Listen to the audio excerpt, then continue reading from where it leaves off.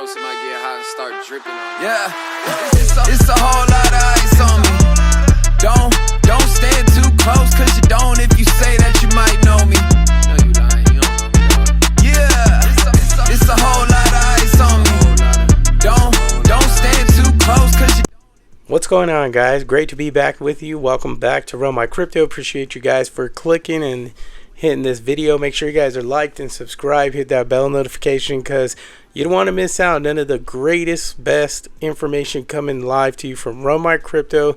Simply talking about JASMY and other low market cap projects that will make history. So in this video, guys, I know everyone keeps asking, why hasn't the bull run started, or why hasn't Bitcoin, why is it not exploding? But today we're going to break down exactly when or where we are in the cycle.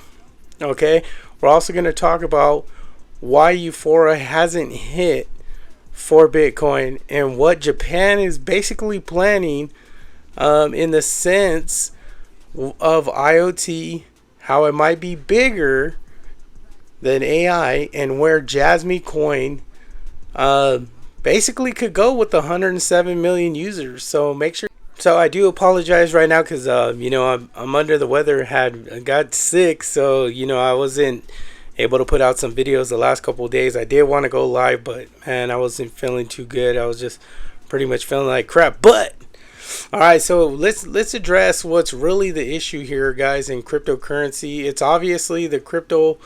To me it looks bullish, but it doesn't feel that way, right? So we have that look where it's just, we know that there's a potential bull run on the horizon, but feels like crap, right? If you're invested in crypto, it literally feels like crap. And that's because we're not in euphoria, nor have we seen any euphoria. So we're in disbelief. And that's what people have to understand. We are sitting in that disbelief because in every market cycle, we have the same damn psychology. People don't understand it. So disbelief is basically this rally won't last. You have hope, which is like maybe recovery is real, and then you have optimism, belief, thrill, and then obviously euphoria, which is like, I'm a genius and I'm gonna keep buying because this ain't never gonna end. It's going crazy parabolic. So right now investors are basically scared, especially if you're in the retail side of things, and they're hesitant, they're getting exhausted. People don't want to stay in this market because they feel like, it is, maybe we are headed for a bear market. That's how the feeling is, right?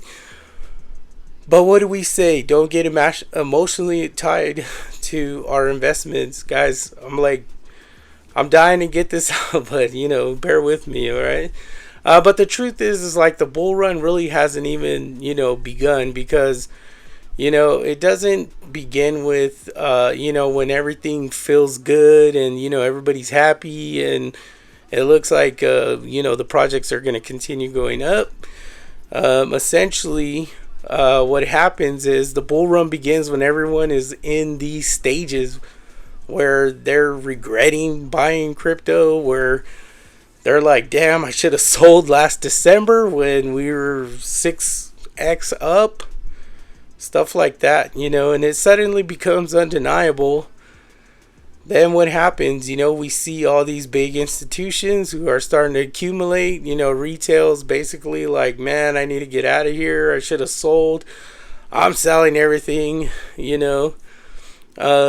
negative news dominates the headlines, and then people say crypto's dead. That's pretty much what happens right before, boom, we get that parabolic rush. And what happens? What happens next? We see a massive breakout and people are like, damn it, I should have stayed in. And that's typically what happens with investing in cryptocurrency. Now, Bitcoin, you have to understand, we have not hit euphoria yet. That's for sure. That's for certain, right? If you look at the psychology of a market cycle chart, you see unreasonable price targets. Everyone's talking about crypto. Even non-investors are FOMOing in parabolic candles. Zero fear, right? We haven't basically hit any of these stages yet. Right now, people are just, searching for trends on Bitcoin. It's still kind of low, but they're starting to pick up some momentum on, investing in Bitcoin. Then you have social sentiment, which is really mixed right now. Retail participation is literally about 30% right now, so still not fully there. No parabolic price structure, so we haven't seen Bitcoin go in a straight line up. Generally, we've seen in the past. I'll bring one of these. Bring up a picture, but you'll see on the chart that Bitcoin, in every bull market has had that straight fire rocket up. This one has not had that, so we have not seen a parabolic price structure in Bitcoin. And then the hype about Bitcoin being $1 million. That's people were starting to say it, but essentially, it looks like everybody's all fearful because you have right now is institutional investors really playing with the markets. So what happened, currently and clearly, in my opinion, Bitcoin has not entered a euphoria stage, which means that the true top of the cycle is really still ahead of us. If Bitcoin hasn't hit euphoria, altcoins they haven't even really woken up, and we've seen that so much in the markets lately. So be on the lookout, guys, for Bitcoin hitting that, getting into that euphoria state. Once we see that, we know that alt season is really, really on the cusp and it's on the horizon. So let's get into what JASMY and really what Japan's doing and how it's positioning itself for crypto. So it's a massive part of people that they don't even know, basically. But Japan is really quietly positioning itself to become a global crypto and Web3 powerhouse. And basically, here's what they're doing. They're legalizing and supporting tokenized assets. So Japan is pushing tokenized securities, digital yen pilots, and enterprise blockchain, building Web3 friendly regulations. So and to tie that in with JASMY, it's important because building Web3 friendly regulations, instead of like restricting crypto, they're creating rules and encouragement and adoption, supporting like blockchain companies like JASMY, Sony, NTT, and other entering data, IoT, and AI blockchain sectors, which is really important, especially for Junction and JASMY, of course. They're basically preparing for a digital identity and data ownership system. So Japan sees Web3 not as like a casino, but as a national infrastructure. Digital identity rails is really important, and that's why I constantly try to remind everybody how important JASMY is, and tying digital identity rails and next gen payment frameworks into what JASMY and Junction are doing, is going to push us towards that 107 million users. And why does that essentially matter for JASMY? Because Japan rarely moves fast, right? But when they do, they basically aim to lead in a specific sector. And I think Japan is really focused and honed in on IoT and data security. This is going to play a big role because we know that the United States is pushing payment rails, Japan pushing IoT and data, so different countries are going to do different things for Web3. And that's again why I say it's so important for Japan to be focused in on regulating cryptocurrency and regulating IoT and data. Why? Because they claim that JASMY is the Bitcoin of Japan.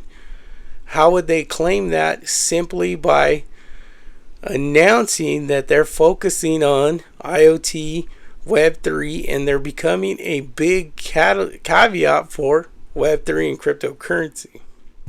We're going to get into a very important part of this video, and it's essentially has to do with AI, right? So there's a huge misconception with AI.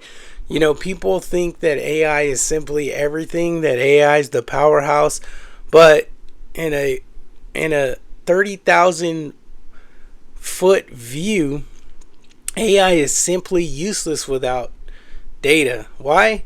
Because if you look at the hierarchy of what IoT collects, right? Collects all the data. Then you have blockchain secures the data. AI, all it does is analyze the data. So what is AI? It's simply a tool to help produce something. It's not necessarily a demand, but it's a tool to have scale, right? So IoT can essentially be the foundation for the future of AI when we're entering a world where, every car, every appliance, cars, how much technology are in them, appliances. You got refrigerators that have freaking Google search engines on them. It's like some refrigerators have touchscreen iPads on them. We have wearable devices now, like your Ray-Ban glasses. Every single device basically essentially generates data. And the question becomes who owns that data, right? So who owns, the data that's on our refrigerator, our vehicle, our glasses, our phones, our watches? It's, if you think about it, how many trillions of dollars could be in that niche of Internet of Things, of data technology and data understanding? That's the focus that you have to understand, how 107 million users will correlate with that structure of JASMY. And here's where it gets even more exciting. JASMY has access to over 107 million users. And this is simply put through JASMY's ecosystem, Sony's ecosystem, Japanese device manufacturers, automotive IoT partners, personal data locker integrations. It's not theoretical that these are existing Japanese user bases, but essentially it could be a portion from Japan, a portion from Europe, a portion from Africa, a portion from the United States, a portion from Mexico. There is, access to many, many different means of having 107 million users simply utilizing JASMY for IoT data and infrastructure, right? So, just a small percentage of the world's population, 1% of the global population, if they were to utilize JASMY, we're talking over 107 million users. That could alone push, JASMY beyond their, KPI value of 107 million users to $17, and that's simply put. So if Japan rolls out Web3 digital identity, then we're talking about mass adoption. No other small cap cryptocurrency token is going to have the ability to do what JASMY can do, capped out at 50 billion tokens, and built an ecosystem with Junction in it, in having the blueprint to essentially take you to that 107 million users, and the KPI reflecting on $17 for valuation for JASMY. So right now, yes, the charts look shitty, they look horrible, but once we break ground with getting these users in place and all the adoption starts to take place with Web3 technology,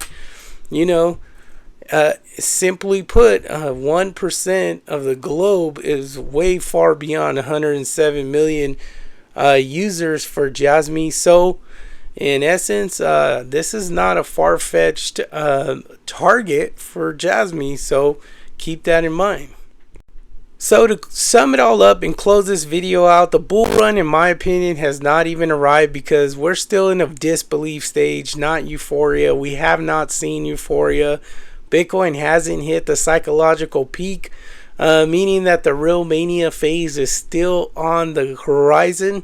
Japan is definitely preparing for a full Web3 transformation that could ignite the entire globe, guys. And I'm telling you, in the crypto market space for Web3 and IoT data technology is like, you can't see it because it's not here. But when it comes, it's going to blow your mind, just like this bull run. So IoT is essentially the backbone of AI, and the blockchain is essentially there's a huge demand for AI, but when it comes down to real utility and real use, AI is just a navigation to get from a point to another point. IoT data, that's the real core of Web3 technology. So make sure you guys are liked and subscribed.